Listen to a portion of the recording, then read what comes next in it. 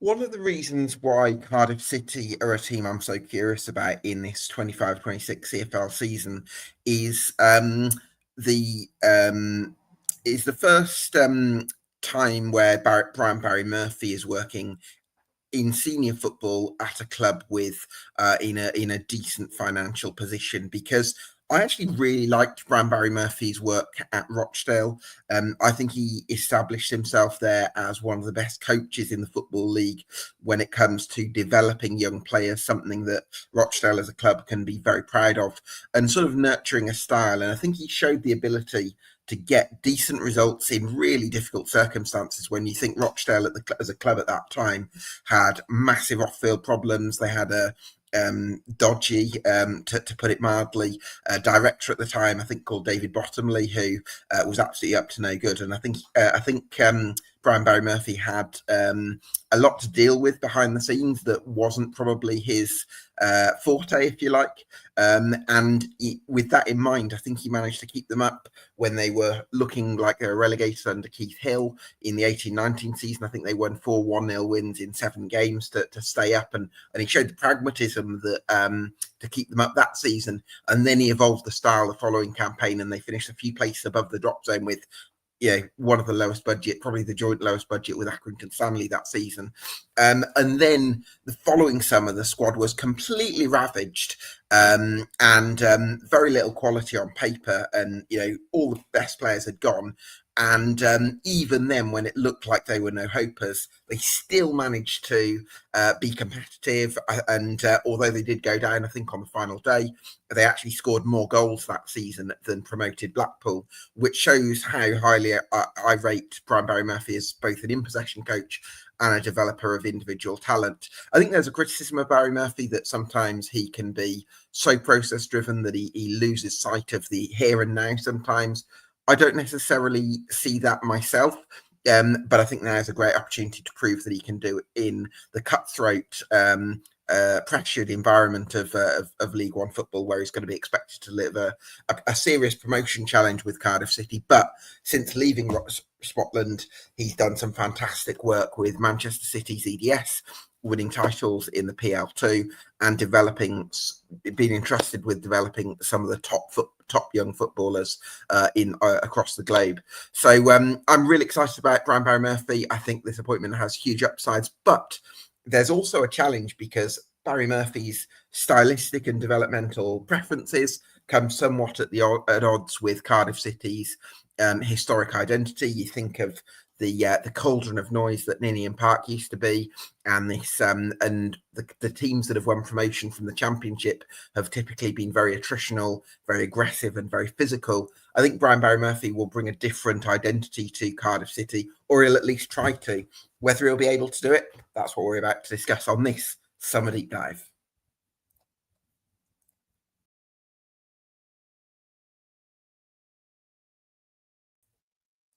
Yes, welcome along to EFL Debate. I'm speaking to a fan of each of the 72 clubs across the EFL between mid-June and mid-July. So if you want more of that stuff and you like what we do here, you can do us a massive favour by subscribing to us on YouTube and on Spotify.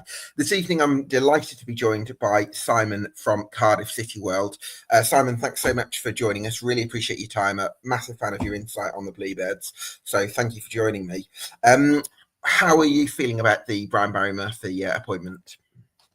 So it's interesting, mate. I'm very excited. I'm very happy with it. I did a video about 9 months ago and said that Cardiff City should get Brian Barry Murphy into the football club in whatever role they can if they truly want to evolve the way they do things, modernise the football club, and focus on the academy, because our academy, we have several players who should really already be playing first team football, but of course, as you well know, because it's so high pressure and because there's so much riding on the games, often managers will plump for experience.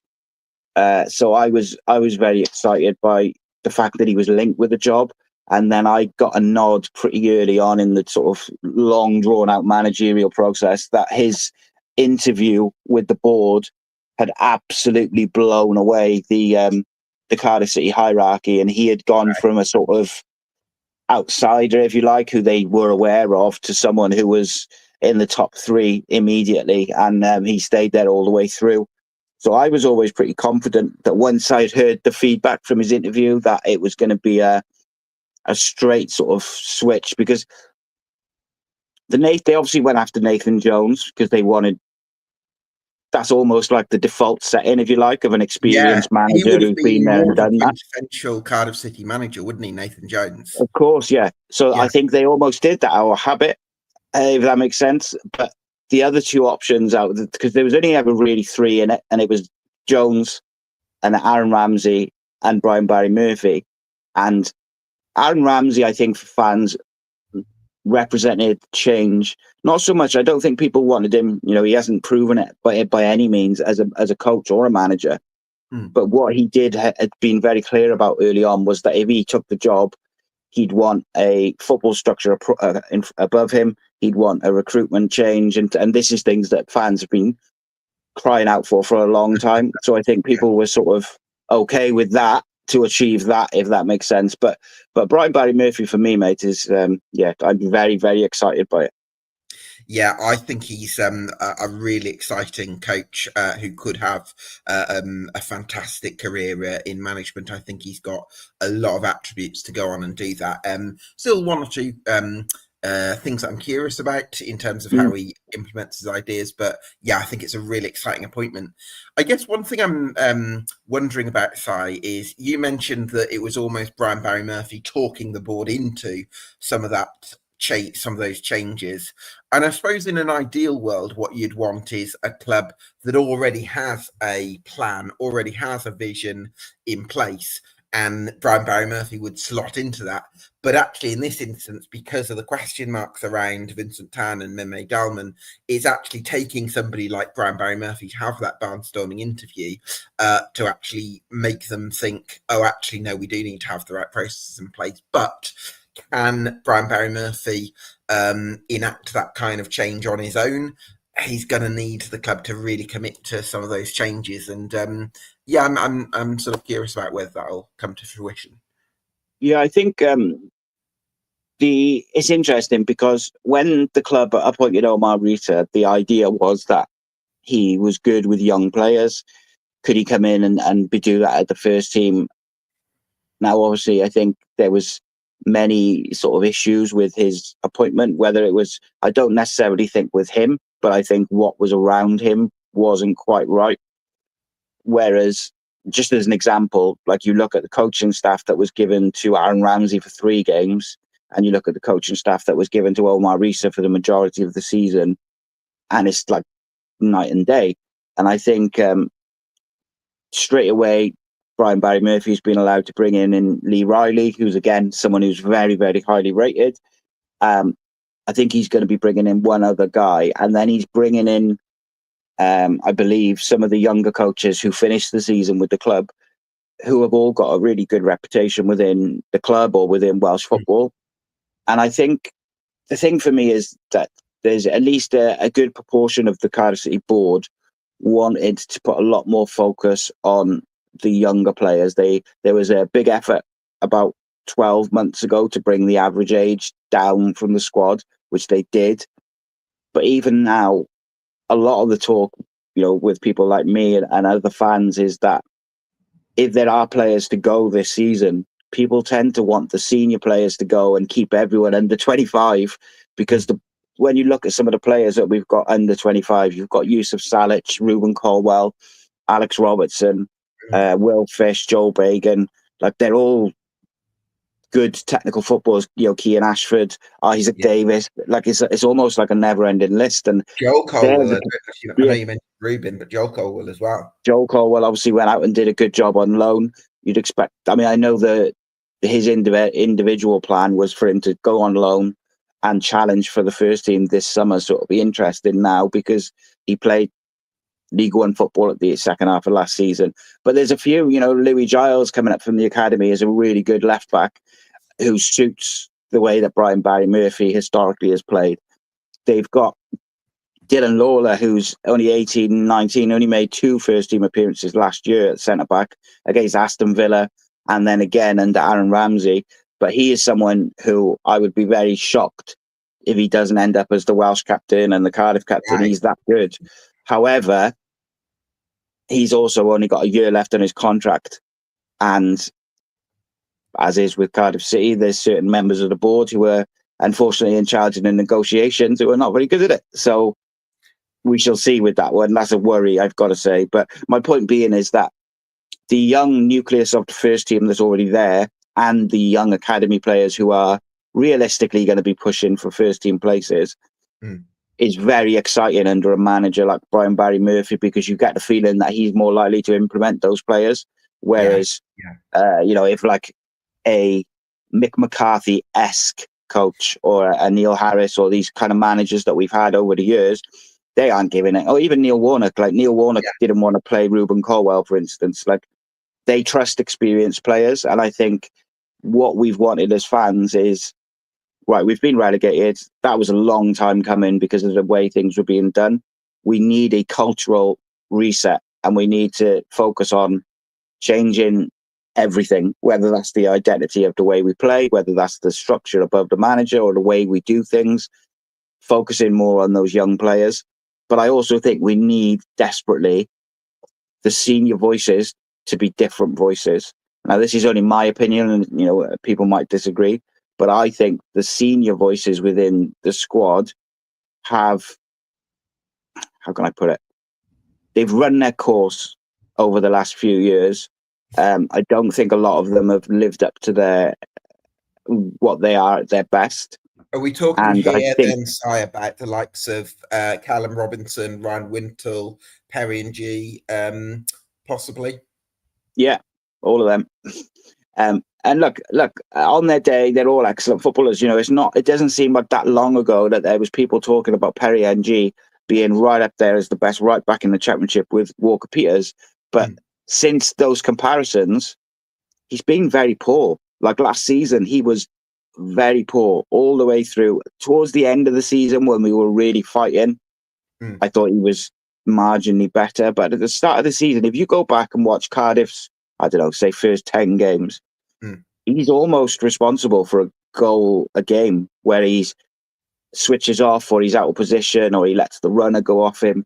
And it's like a real lack of concentration or just a real lack of care. And I don't mean he doesn't care about Cardiff. I just mean a lack of care in his duty and what his individual job in the game. And I just ultimately, mate, I think they need new voices in the changing room.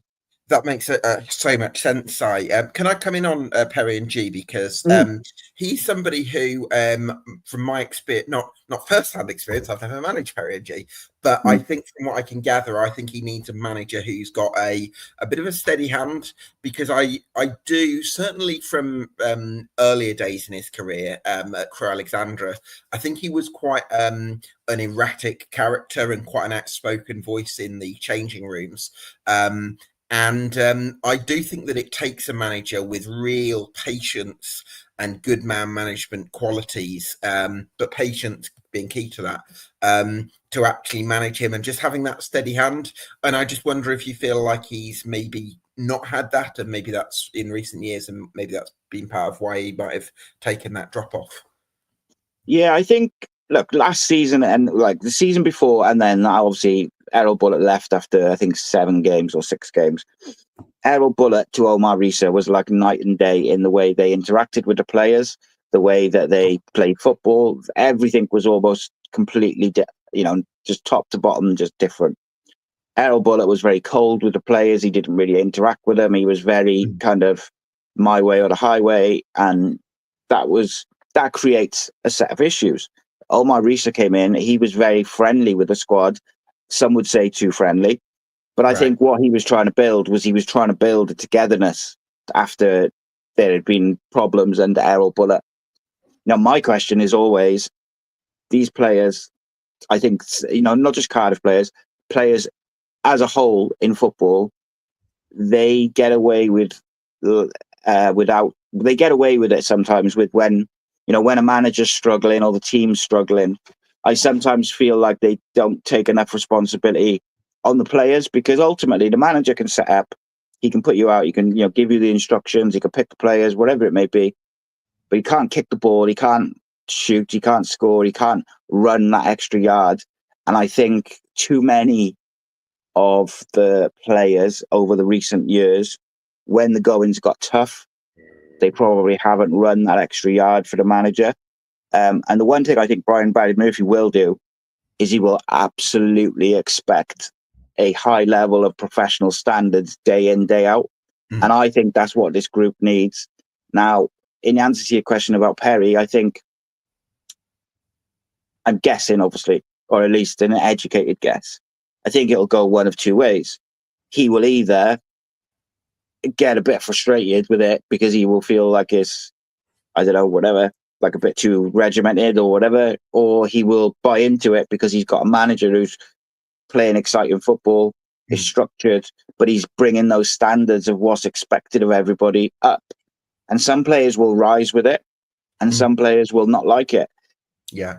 Now, I've been fairly critical of Callum Robinson, and people are always shocked by it because, he scored, I think, I can't remember the exact amount, but he scored a few goals last year. But my issue with Callum is that he'll score 5 games in a row. Then he'll get a knock or a strain, and he'll be out for a couple of weeks. Then he'll come back and he won't score for 8 to 10 games. But then he'll go on another scoring streak of 3 or 4 games, and then you have the same sort of repeat the same same sort of vein.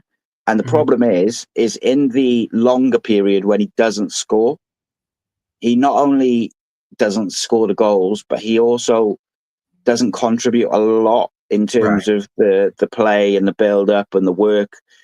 And in some games, not all games, and look, I'm not putting it on any individual, I'm just sort of saying that in some games he's almost detrimental to the way you're trying to play because he's not in one of his scoring streaks. When he's in those streaks, very, very good player. He's a genuine goal scorer. And I think that is a problem because what you need players. Yes, you want the goal scorers, but you need them to work when they're not scoring goals. And I think that's been a big issue throughout, to be honest with you. And that goes back to me saying I need the senior voices to be different in there now. It needs like a refresh. We've had a couple of sort of senior players linked with the team, so it'll remain to be seen. But I think we're going to have a very, very young side, mate. I really do. Yeah. I looked at the retained list, Si, and it had they basically, the official club listed the youngsters in the sort of development squad, if you like, in the same category as the first team players, which suggests to me that that's kind of going to be almost the mindset with which they sort of begin pre-season.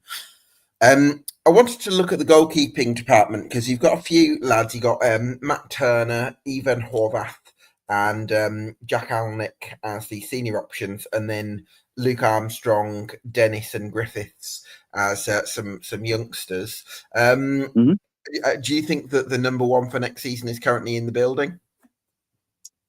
So this is one of them. I don't. Right, Jack Alnwick and Ethan Halworth are generally accepted as the two who are going to fight it out for the number one. I don't think either one is good enough. However, if you look at all the issues in the Cardiff side that they need to address this summer, I think you can get away with those two being your goalkeeper for this year, just about. But I also know that the club is almost trying to fast track Armstrong to being ready for first team football, but he's super, super young, especially for a goalkeeper. So he's gone out on loan already this summer. Where's he gone? I forget off the top of my head. It's a Welsh. I think it was a Welsh league club. But he's very young, mate. He's very good, very, very good. But like, you don't see many 18-year-old goalkeepers playing first team football in League One or the Championship. But look, if he's good enough, he'll ultimately play. But I know there was a thought, at least probably 12 months ago, that maybe they could use Alnwick and Halworth for a few years, sort of get by, and then Armstrong will be ready then to sort of come in. I think that's so risky. because I thought both of them both Armstrong and Halworth and Alnwick. I thought they were responsible for a lot of goals last year. I don't think either of them is good enough. I think Alnwick probably slightly edges it with his feet. He's better with his feet. He also, the defenders look more relaxed with him in there. But I actually think Ethan Halworth's a better shot stopper. But it does create a bit of a problem because both of them were quite poor. Matt Turner, I think, has to go out on loan because he effectively just sat on the bench all season. He didn't play a lot of under-21s football because he was on the bench for the first team. And that just creates you've got a 21-year-old keeper who's viewed as not experienced enough or not good enough, whatever you want to say, to play first-team football. But he's not playing 21s football because he's with the first-team group. And he's at an age where he needs to be playing. So it's an interesting one, mate. I personally think that Brian Barry Murphy will bring in a keeper on loan who he likes, who's really good with their feet, but also a decent shot stopper. I'd be shocked if he doesn't, to be honest. That makes sense. Well, Luke Armstrong, hopefully one to watch after his loan in the Welsh League. So we'll have to see if there's another goalkeeper coming in. Right back, we've already mentioned. So I wanted to move on to centre half, where you've got Will Fish, who I know you've spoken about reasonably positively. You've got Callum Chambers, who's got some top level experience as well. You've got Jasper Darland, who I mean, I felt he had some decent games last season, but then Lawler as well. So how do you kind of assess your centre half options? I thought Will Fish was our best out-and-out defender last year in terms of just heading balls, blocking balls. He's a bit of an old school defender in that way. He puts his body on the line. Positionally, he is a little bit suspect, but then you expect that with a 21-year-old that they're going to make concentration errors. Callum Chambers had played all of his best games in midfield last year. Every time he played in defence, he was a bit of a nightmare. He got done positionally and for pace. So I think it's difficult, right? Because Callum Chambers is the highest paid player in the squad, but I don't think he gets in the first team at the moment. Well, maybe as it stands with no signings, he gets in as the defensive midfielder. But if we bring in a midfielder, which I expect us to, I don't think he starts. And for a club like Cardiff, who, with their finances, don't think you can afford to pay someone the money that we're paying him to sit on the bench in League One. And I'm sure he wouldn't want to do that either. Dylan Lawler, I think our best bet of keeping him is to play him weekend or give him a good sort of 30 games this year. Like, ultimately, he's our best defender, mate. He's I don't know how to quite explain how good he is. He is exceptional. He should have played more games last year when we were struggling, but they didn't want to put a relegation battle. You don't want to chuck an 18-year-old in.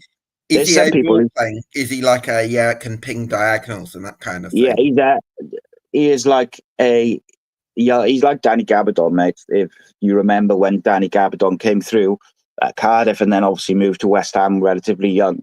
Very, very composed on the ball, positionally exceptional, and just plays like someone who's 5-6 years older.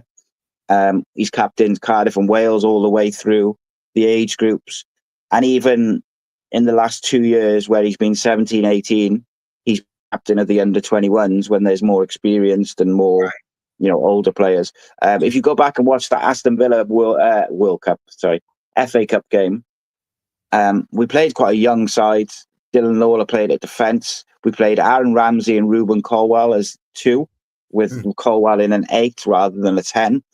And they were both exceptional. So that was good to see. And he was very, very good then when he played.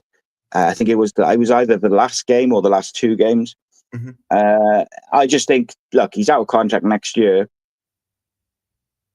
You have to make sure you give him enough football, because otherwise he will go to next to nothing, because you can't sell someone on saying how they're so highly rated, they're this, but you haven't played them. Because we've played him twice, I think, or 3 times in the first team. So if someone comes in this summer, we can't very well say, oh yeah, we rate him super highly, so he's going to cost you, X amount of million. He's got a year left on his contract and he's only played 2 games. So That's got to change. Yes, but Darlin's an interesting one, mate, because he's very good, I think, on the ball. I thought defensively he's pretty good as well. But I think he struggled with the physicality. I think it was a shock to him how intense and how physical and just the overall rough and tumble of the EFL. I think he just struggled with that. So he came in, made his debut in the South Wales Derby and looked sensational, really. Got injured when he was in good form, and then when he came back from his injury, he just getting eased off the ball a lot and getting a bit flustered. But I think he might be one who will come good this year because he's had a season to get used to it now. He will have. And Si, can I just jump in there? If he's good on the ball, that's a massive advantage for playing in a Brian Barry Murphy side. Whereas you mentioned Will Fish being a bit of an old school centre half. I don't think that Brian Barry Murphy is going to want to work with centre halves that are more on the old school side, because I think it's going to be really important to him that they can play it from the back. So I think he's going to back Darland to get to accustomed to the physical side of the game, and probably Lawler as well. So I'm wondering whether it might be those two who go into the season as your first choice pairing. Yeah, I think so. Fish is not bad with the ball. I wouldn't, he's not quite the old school where they couldn't play, but I agree with you. Darland and Lawler are the better two footballing centre halves. I just think we've been linked with Owen O'Connell from Wrexham, who I think was in the EFL League One Team of the Year. Yes. Now, Ewan O'Connell, I remember watching him play for Walsall against Bristol Rovers, and I back in 2017 or something, and I could remember how well they carried the ball out from the defence. And then since then he's been a very good ball playing centre half, and I've got a feeling he's definitely played for Rochdale. He played for Rochdale as well. Yeah, I don't know if he coincided with Brian Barry Murphy's time there. He did. Yeah. Oh, brilliant. He okay, did, so I think BBM knows him from there. So yeah, very cultured defender who loves to carry the ball out. So I think, and he's got that experience as well, which the other defenders don't have. And I think if you ask most Cardiff fans, what do we need to sign? They would say 3 signings. They would say an experienced centre half, because all of our centre halves are very young. Yeah. They'd say an athletic and mobile number 6. And then one really, really out and out direct pacey winger. Of course, there's more you want and you could get, but those 3, I think, are the kind of, the ones that people would say. So you mentioned the experienced core that have kind of run their course at Cardiff. I'm wondering about Callum O'Dowda and his place, especially in light of the development you mentioned earlier of Louis Giles, who's an exciting left back who's come through the academy. Yeah, so obviously you've got Joel Bagan last year, who's a left back by trade, but also plays left centre half. Was excellent all season. He had 1.5 bad games all season. He was really, really good after he'd been on loan previously. And if it wasn't for Callum O'Dowda's, his application and the way he conducts himself and the way, he gives you a 7 out of 10 every week, every time he plays. If it wasn't for Callum, Joel Bagan would have started every week, but it was just that Callum O'Dowda was playing left back and he was doing all right at it. I don't think Callum O'Dowda will still be here come the start of the season. I think he is one that he's just signed a new contract towards the end of last year, but he's one who, there'll be championship interest. You can get a bit of money for, and you're not if we sell Perry NG, we've only got Ronan Kapaki, who's a very young right back. I have a lad called Spires on my list. Yeah, so Spires is younger again. But Craig Bellamy recently spoke of Ronan Kapaki very highly. He called him up to the Wales first team. And Ronan's made a couple of appearances at first team level already. He's someone I'd expect to see a lot of next year. But he's coming back off he's back, but he missed most of last season with a serious, I think it was a knee injury. So you never quite know, how he's going to turn out. Now, if it was me, and of course it's not up to me, I would have liked to have seen us keep Rena Mota as a bit of a utility player, because he could play in the middle, but he played very well at right back last year. And by having him in the squad, if you did sell Perry NG, you could have almost relied on Ronan Pacquiao, had Rinamoto drop in to cover him if he needs a break, but then you also had young Spires to give him a bit of football as well. So, yeah, it is what it is. But left back, you've got Joel Bagan, who's very good. I really like Joel Bagan at left centre back. I think having a left footer in that left centre back role really opens up the sort of left hand side of the pitch when you're trying to pass, and when you're in a Brian Barry Murphy system. Having a left footer in there would be very beneficial. And Joel's very good on the ball. He's very aggressive. So I wouldn't be shocked to see him in there at left centre back. But again, 21 years old, very young.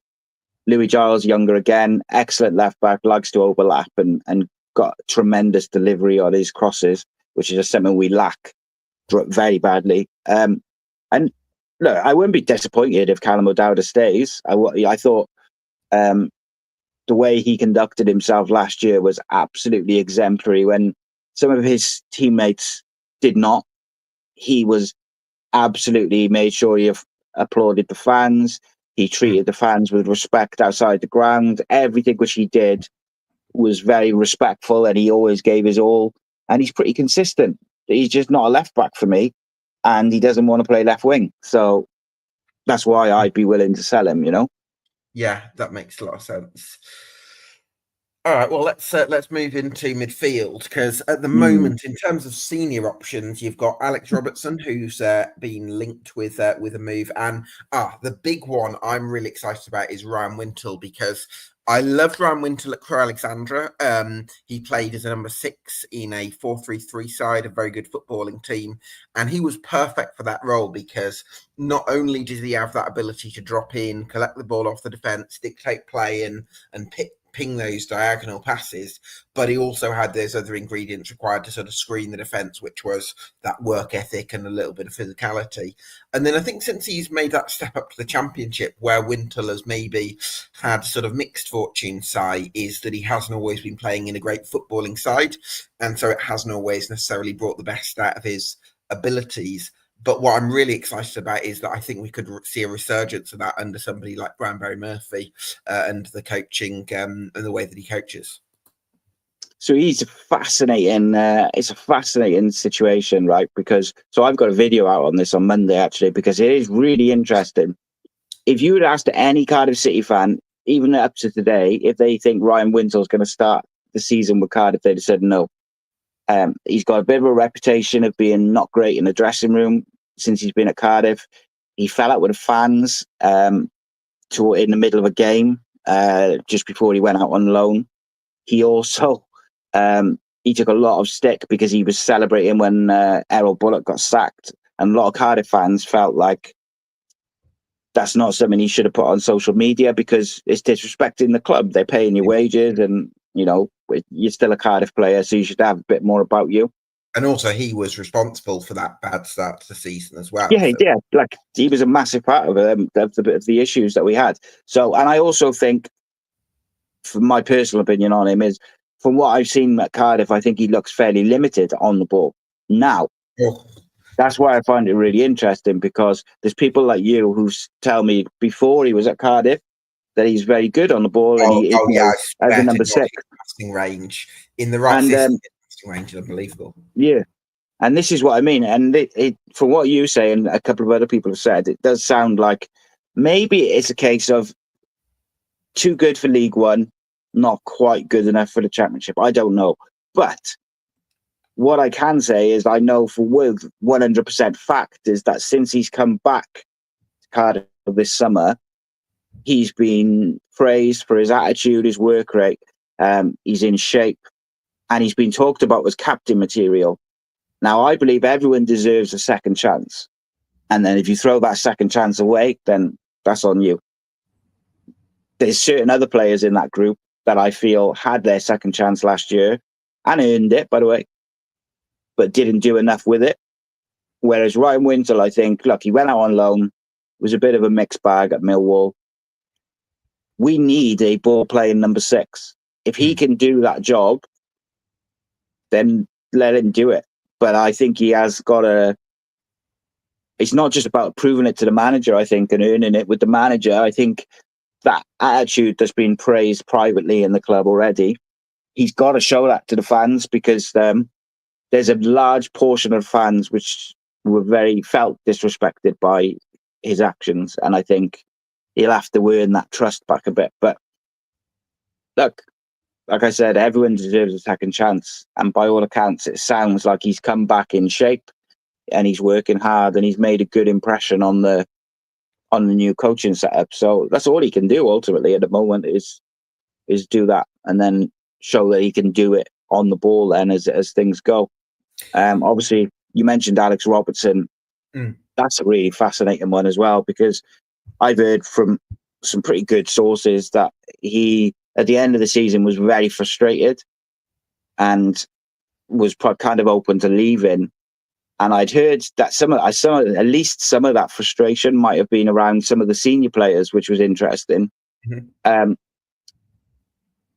I did hear that he was a lot more comfortable and happier when Brian Barry Murphy was appointed. It's someone he knows well, he's worked with before. So, and he also knows he's going to play a certain brand. So, it makes a lot of sense, Yeah, absolutely. I think Alex Robertson was outstanding at this level with Portsmouth in 23-24. I'd see him slightly more advanced than Wintle, maybe more like an 8. So I think, I'm expecting a big season from Alex Robertson if you retain him. It'll be interesting actually what Brian Barry Murphy goes with. If he goes with like an old school 4-3-3 with like a 6 and 2 8s. Oh, well, I've got it down as a 4-2-3-1 side just because of Ruben Colwill. But I think, so that's why it's interesting, because a lot of people now, and this started with Craig Bellamy actually. Craig Bellamy and the Welsh setup think that long-term Ruben Colwill will be an 8, maybe even a 6. But obviously Cardiff, he's viewed very much as a 10. Yeah. But he had some of his best performances last year as a number 8. And obviously he's got the physicality to do it. He just needs to be a bit more aggressive, maybe. I think Ruben's biggest problem is I think he just needs a bit more belief in himself, but interestingly, if Wintle or whoever, if we get the right number 6, I think there's a very big possibility that we could see Robertson and Colwill as 2 number 8s in front. They link up quite well. They both link up really well with Yusuf Salic. We just need to get really good wide players who've got to run in behind, and I think suddenly it looks quite exciting. Obviously, you've got to retain players like Yusuf Salic, which is going to be a challenge. But I'm pretty confident already, and we haven't signed anyone yet. So, yeah, and I just want to circle back to the midfield because there's another talent called Troy Perrott, who's I think been linked with Premier League clubs. So I'm wondering whether if you retain him, he could be somebody who is going to get chances, given that Brian Barry Murphy is that kind of coach that's going to give youth an opportunity. Yeah, I think a lot of it will depend on what we do with the likes of. Obviously, you've got David Turnbull there. I think he will leave, but you don't know. I mean, again, David Turnbull, I think, is only 25, maybe. Like, he's again very, very young. Troy didn't get any first team opportunities last year, so I don't know whether they'd chuck him straight in. But you never know. Like, when you've got a manager like Brian Barry Murphy who's not afraid to put these young players in, what you find is that if someone catches the eye in pre-season, a young player, they might get a couple of games off the bench or something early on, and then they just take to it like water. And I said this on a video the other day, is some of these young players who are very highly rated at the moment, they'll be given an opportunity, and some of them will excel and take to it like a duck to water, and some of them will maybe find it a little bit difficult and they'll have to take a bit of time to settle. And then there's others who will completely capitulate and they won't be able to cope with the pressure. That's just the nature of the beast. Troy Perrott had a very, very good season in the 21s last year, and he will want to push on. But if you've got Alex Robertson, Ruben Colwill, Ryan Wintle, David Turnbull, and the returning Joel Colwill, and I'd imagine we'll sign at least one midfielder, whether that's on loan or permanently. That's a lot of players in front of him. So I'd be fairly shocked if he didn't go out on loan first. But again, it all would depend on who stays and who goes, and who and where, what do they do with Joel Colwell, because Joel Colwell's that sort of personal development plan, if you like, that was put in place by a different management team.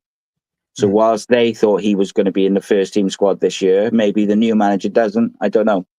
Yeah, I think Michael Reindorf got loaned out to Newport County, and it Yes. wouldn't surprise me if that was there were more loans in that direction, because whereas Newport County used to be a very attritional side, they've now gone down a more footballing route. They've got Yeah. who was former Swansea owner there, and so it wouldn't surprise me, given that they're just done round the corner, if Cardiff's most talented players who maybe aren't quite ready for what you want drop down a league and go on loan to Newport, and Newport get some talented top Welsh talent. So I could see Yeah, it that makes a lot of sense because they're only literally 20 minutes down the road as well. Like I do a radio show in Newport, so I speak to a lot of Newport fans, and it's an interesting one. Like Joel Colwell's fascinating for me. So I put this question to you, Gabe. Right, please. First half of the season, Joel Colwell was in the Cheltenham side. He was a mainstay in that Cheltenham side. It was almost built around him. He was doing really well, scoring goals, getting assists. Yeah. The fans loved him. The manager loved him. The decision was made by Cardiff to recall him in January to play him in, obviously, League One, the league above. Again, with the idea that he's going to be playing for the first team this coming season. He didn't get as many appearances for Exeter. He did play, but he played a lot of his games at right back. Do you think that was the right decision to get him up to speed for the first team? Or do you think he'd have been better playing 30, 40 games for Cheltenham, coming in, bouncing, 10 goals maybe, and a few assists or whatever? Yeah. I think if I'm applying hindsight, I would probably say keeping him at Cheltenham would have been the right decision, because him staying in an environment that's where he's well liked and he's performing well would have been beneficial.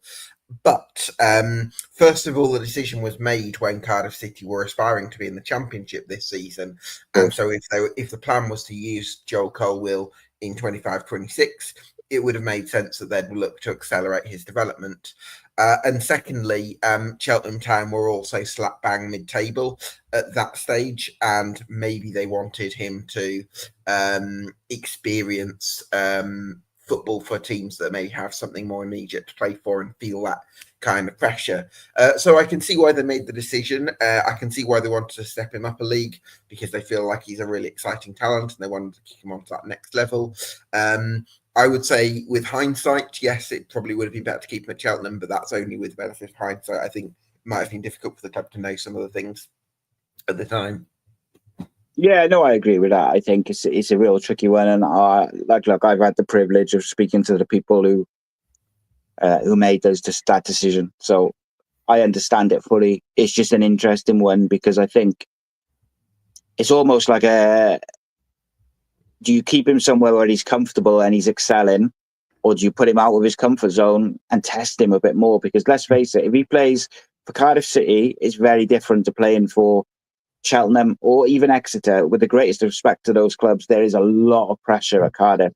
Yeah. And maybe you needed to accelerate him, and maybe you needed to just go, do you know what? Go there and be uncomfortable, get knocked about a bit, but also just out of your comfort zone. I think there's a lot to be said for that as well, because I think people learn very quickly when they're not in their comfort zone.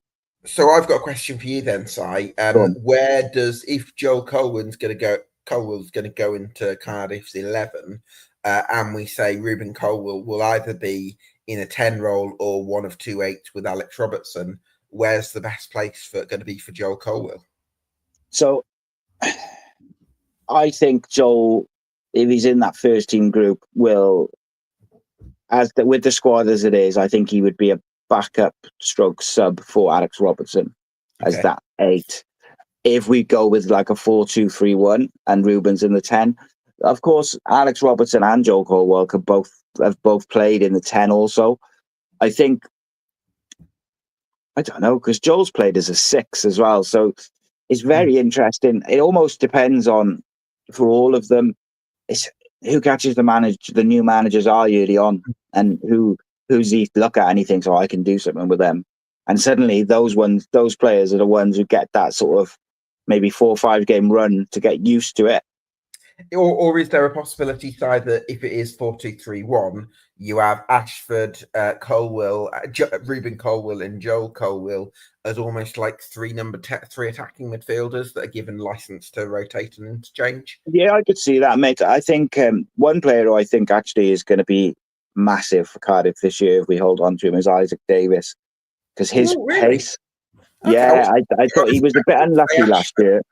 Okay. He was very good for us, and then all of a sudden, right as he was really getting back into form, he pulled a hamstring doing extra work on his day off, and because he was so keen to get in, get back to where he's been previously, and he's got electric pace. He could play as a 9 or a winger.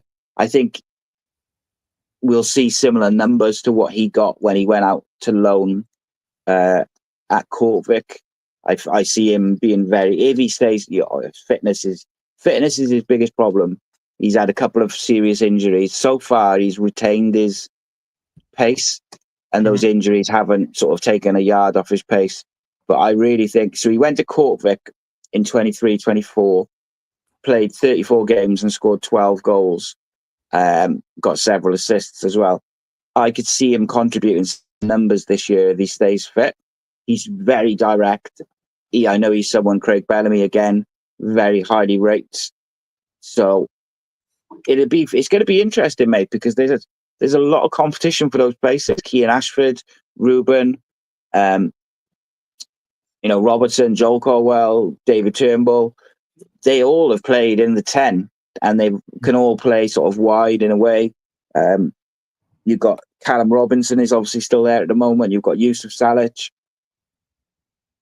It's fascinating to see, mate, because they can't all play. So how do you fit them in? And Brian Barry Murphy will, I would have thought, want to bring in at least 1 or 2 of his own, and that's before you consider Troy Perrotts and Manny Bartons and Nika Hauer from the academy. There's some really highly rated young players, like young players there, who you wouldn't be shocked if they broke into the first team at any point because they're that talented. So it's going to be interesting, mate, because I just don't know who we keep and who we don't at the moment. Yeah, fascinating to see. I was surprised you mentioned Isaac Davis because I actually had Cian Ashford in mind as being the big, more of the kind of the big hope, because Isaac Davis feels like a name that's been around for a number of years, but maybe plateaued a little bit from an outside perspective. Whereas I would look at somebody like Cian Ashford, who I've kind of had my eye on since the 23-24 campaign, where he made some bright substitute appearances. I would have maybe said Cian Ashford was a bit more of an up and coming talent, if you like.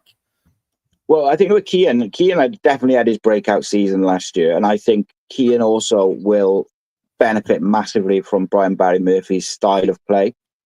One thing with Cian is he often plays on the right wing. I would say he hasn't got like that electric pace to beat a man. But he's a technically excellent footballer. His football IQ is really high, and he'll find pockets of space. And that's why I think Omar Risa played him in the 10 at times towards the end of the season. But I think Cian, it'll be important. I'm not convinced that someone won't come in for Cian Ashford, because my view is ultimately, mate, is if I'm a Villa, a Leicester, any of these kind of clubs who do go and buy young players from the EFL, I'm looking at some of these Cardiff players and I'm thinking, do you know what? I could get them cheap this year. Dylan Lawler, Isaac Davis, Cian Ashford, Ruben Colwell, Alex Robertson. Could get them all quite cheap this year, in relatively speaking. Whereas if they all play 30, 40 games this year for Cardiff, and Cardiff go up, or they have a good season, or even if they don't go up, but they play 30, 40 games and all come back with high goal contributions and whatever, they're going to be much more expensive next year. So in the same vein that Cardiff can still sell themselves as a project to players they want to bring in and say, oh yeah, we've gone down, but we'll be back up next year, so come with us now and blah blah blah. Well, they can't say that next year, but ultimately I think it flips on the other side, is other clubs can look at this Cardiff squad and go, maybe a year ago we wouldn't have taken anything under maybe 7 or 8 million for Ruben Colwell. But maybe a club could go and go, do you know what? Would you take 4.5 with add-ons or something like this? Do you see what I mean? And I think, sorry, I think out of all the players last year, generally there wasn't a lot of outstanding picks into individually. Kean Ashford was a player who was very, very consistent all the way through the season. So if I'm looking at that from the outside, absolutely, I'd be looking at maybe testing the waters for it. But the good thing, hopefully the good thing for us is that a lot of these boys are Cardiff City fans. That they're Welsh lads who've come through the system. So you're hoping that they'll turn down. But ultimately, these lads will do what's best for their career, and everyone's got a point where they go, I can't turn that down. I had this conversation about, just very quickly, mate, sorry. Sure. So I had this conversation yesterday with someone, because they were telling me, Yusuf Salic won't go because he said he wants to stay at Cardiff. And he absolutely did. He said, I want to stay at Cardiff. I love Cardiff.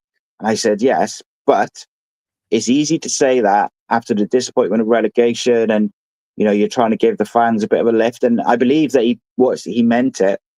But then in the summer, if, I don't know, Feyenoord come in for him and say, we would like to bring you to Holland to play football, or Leicester come in and say, we'd like to bring you to Leicester and we're going to try and get back in the Premier League next year. Yeah. It's a difficult decision then, because you're talking about, he could be playing Premier League football in 12 months, or he could be playing Champions League football this year. It's very difficult. And I think I'd be disappointed if he doesn't. If Yusuf Salic goes, I will be desperately disappointed, particularly because the club have said no one has to be sold. So my answer is, if no one has to be sold, these 12 clubs who are after Alex Robertson, they have to pay 4 million, or they can't have him, would be my response. If they want Yusuf Salic, they got to pay 7 or whatever, because we don't want to sell him. So that's what it is. But then also, say, I would quite like to see Cardiff City maybe invest, because the operational infrastructure of the club isn't in the best place right now. Non-existent, mate, is the word. So I'm wondering. I think if you can reinvest some of that money into certain areas behind the scenes and improve the club as a structural entity, then I think it could be worth cashing in on one of them. Say, I think. Look, historically, Cardiff will always sell their best players for much less than what they could get. I think that you could get probably 2 million for Callum Robinson. He's 30, but he's just signed a new contract. He's scored a few goals last year. Everyone knows he's a goal scorer. I think you can get a couple of million there. I think you can get probably similar for Callum O'Dowda. I think I'd prefer to sell some of those type of players before I'm selling the Kean Ashfords or the Dylan Lawlers or the Ruben Colwells. My quote a couple of weeks ago, I don't want to sell anyone under 25 unless it's ridiculous money. But the board have to be strong to turn down that money ultimately. And it's not as easy as just going, no, we want to keep these players. So, because everyone's got a price. And it's just the way it is. Yeah, absolutely. So if Salic does stay, what kind of qualities do you think he'd bring to the number 9 role? Yusuf Salic, I got to say, Gabe, I've been very, very impressed with him. He is something that we've lacked for a long, long time, and we haven't had since with Kiefer Moore, probably. I think his link-up play is very good. I think he could do with certain aspects of that link-up play. Sometimes his body shape or the way he kind of holds the ball up, he gets a bit turned around, so he's on the wrong angle. But his actual first touch and his layoffs and that sort of thing is good. He makes really intelligent runs. He is always in the right place at the right time. And I think it'll be very difficult to get, say you sold him, I think it's almost impossible to get a number 9 as well-rounded as he is to come and play in League One. And that's why I wouldn't sell him unless it was an absolutely obscene offer, because he's such a well-rounded striker. He's quite big. his link-up play is good. Like I say, his runs, he's a goal scorer. Like, he's got I'm not saying by any means he's the perfect centre forward, but you won't find a lot better than this sort of in the EFL. I don't think there's a lot of, and the out and out number 9 is almost a lost art, mate, as well, isn't it? Like, you don't see a lot of out and out number 9s, and that's what he is, and he's very, very good at it. And my one hope with him is, if you look at his senior career, he was at HIK, where he played 25 times and scored 7 goals when he was very young. He then went to Bromby, only played 9 times, didn't score a goal. Then he went on loan and did really well at one, not so well at the other. Then he went and did really well at Sirius before he came to Cardiff and did well. So he knows that different clubs doesn't always carry over. Like, you have to be at the right place, playing the right type of football and the right way to get the best out of you as an individual.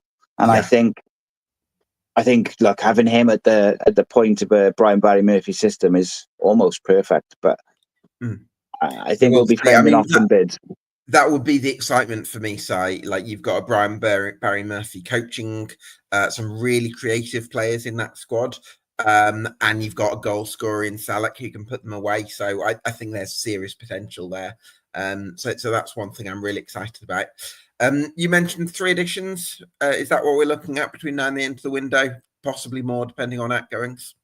Yeah, I think as an experienced centre back, and number 6 is what I've got on my list, like a really mobile, athletic number 6. We did struggle after Siopis left in the January window.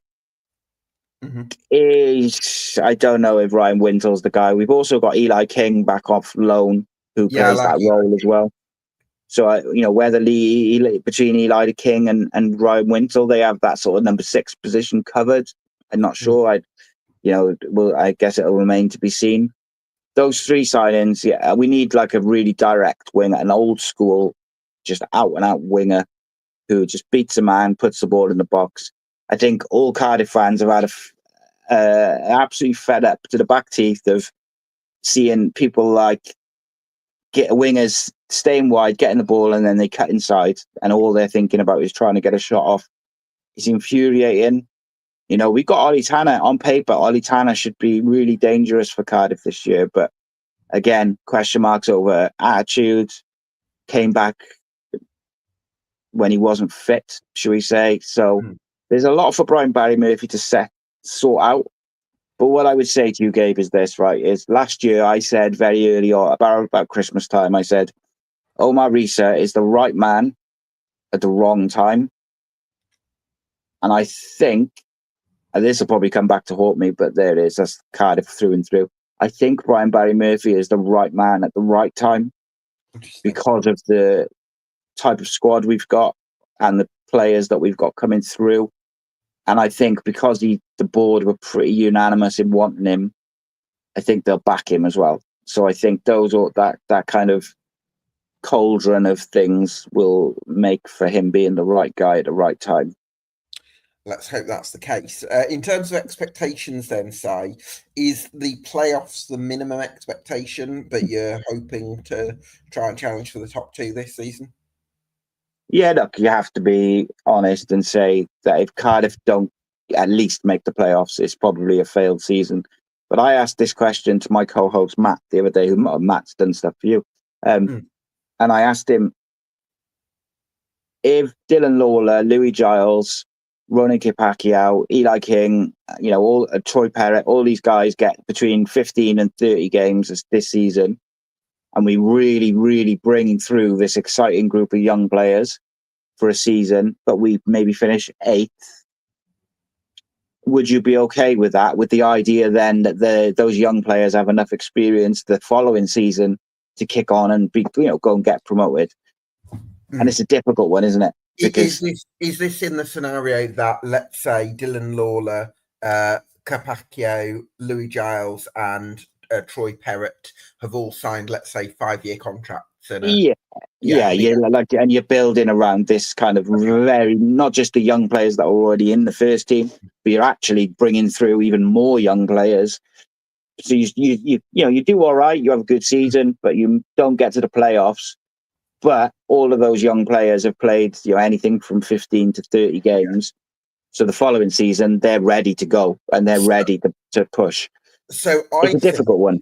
Yeah, I think if you have a season where that happens, and let's say you make some progress behind the scenes with certain things put in place, I would personally, I would class that as a successful 12 months. However, I also that doesn't necessarily mean that in the eyes of the fan base it will be considered that, because I think in the eyes of the fan base it's pretty much promotion, and it might be a bit more black and white.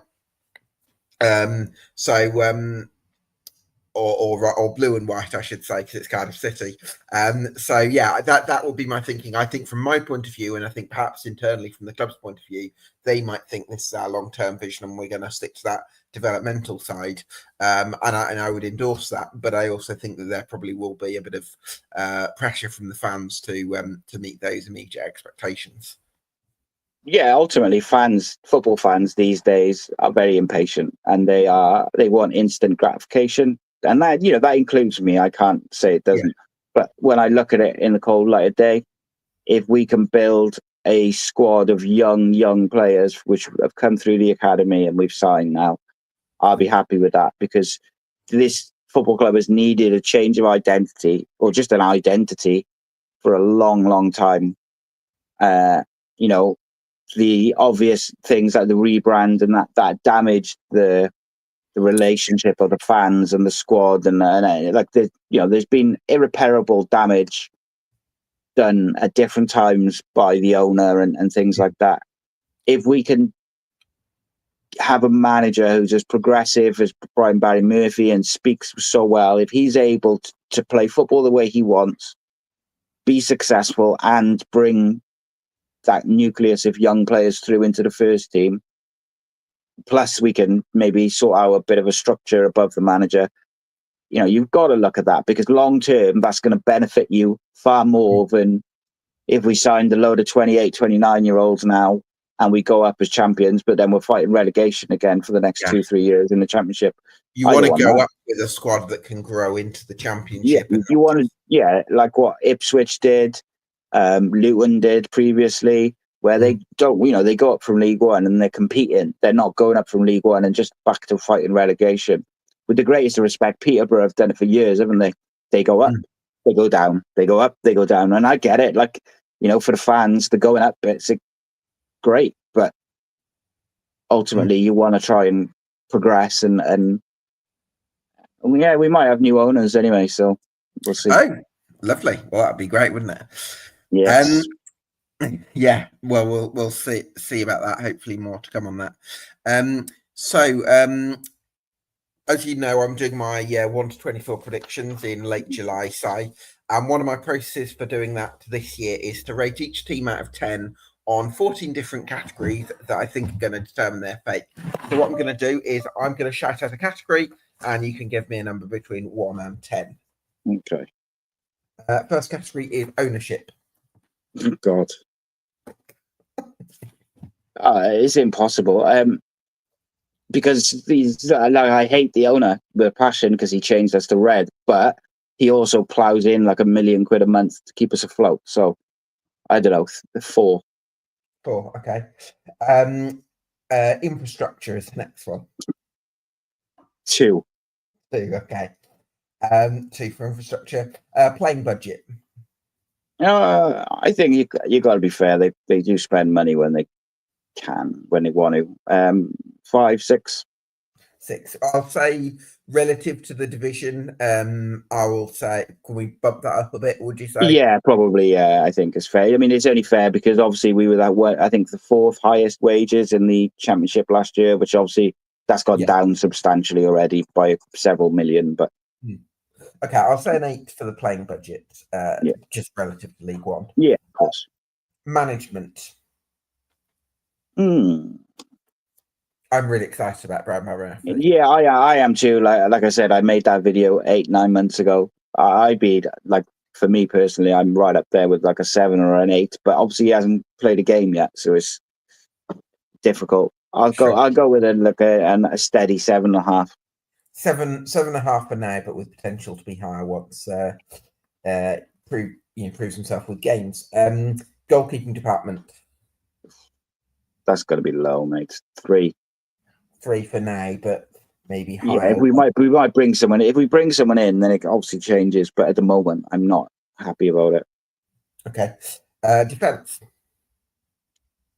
I'm pretty all right with the defense, generally speaking. Now that we've got all those young players, say a 6, but it would go up to a 7 if we got, say O'Connell in or someone like that. I'd be 6 super happy then. All right, midfield.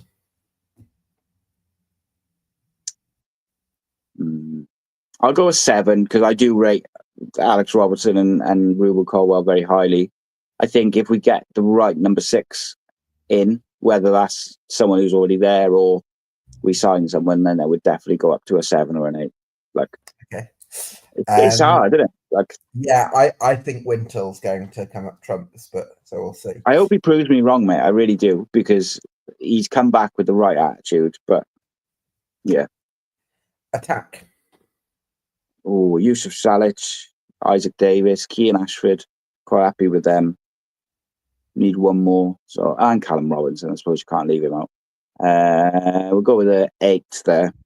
An 8 for the attack. Okay. Depth. Yeah, I'm pretty happy with the depth, bar 1 or 2 positions, goalkeeper and striker particularly. 7.5 ish. 7.5 for depth. Okay. Squad stability. That's almost impossible to call because there's about 8 players who could leave in the next couple of weeks, but they could also stay. Should we go for a 6 for now then? Yeah, just a nice sort of easy, steady 6, I think, is about the best I could do. Fair enough. Next one is growth potential. So players you think are going to be a lot better this season versus last year. And I mean, young players, so an exciting one, I think. I think every single one of those players, the ones who played last year, the young players who come in, I'd be very shocked if they're not all better than they were last year. So I would say an 8 there. Oh, an 8, nice. Yeah, I really do think like every single player will be better. Yeah. Okay. Team spirit. 6. 6 for team spirit. Hopefully, BBM can work his magic. Yeah, I won't make any further comment on the team spirit for now. Okay. Fitness. Oh, well, last year we were one of the most unfit teams in the league, so I'll have to give it a 5. But I'm hopeful that Brian Barry Murphy will drive that up quite considerably. Yeah, it certainly has to. Quality. I think there's quality there, particularly League One level. I think there's enough there. 7, 8. It's hard to choose because there's 1 or 2 which I would put as like an 8 or a 9, and then there's others which I'd put more like a 7. Okay. So 7.5. Yeah. Okay. Great stuff. So some final quick fire questions from me then, Si, before we wrap up. What's the biggest reason to believe in Cardiff City right now? Brian Barry Murphy. Of course. Biggest reason for doubt? Senior players. Senior players. Too early for a prediction, but give me a general feel for where you think next season might be heading. I'm relatively excited for next season. I do think we need a couple, but if we went in with the exact squad we've got now, I think we'll be up there. I wonder what your cat thinks. Yeah, one of them jumps all over me. 3 of them around somewhere. Great. Well, listen, Si, thanks so much. It's been lovely to get your insight on Cardiff City this evening. So thank you so much for joining us. Thanks for watching at home. This has been the EFL Debate Cardiff City Summer Deep Dive, and we'll see you again for another Summer Deep Dive very soon.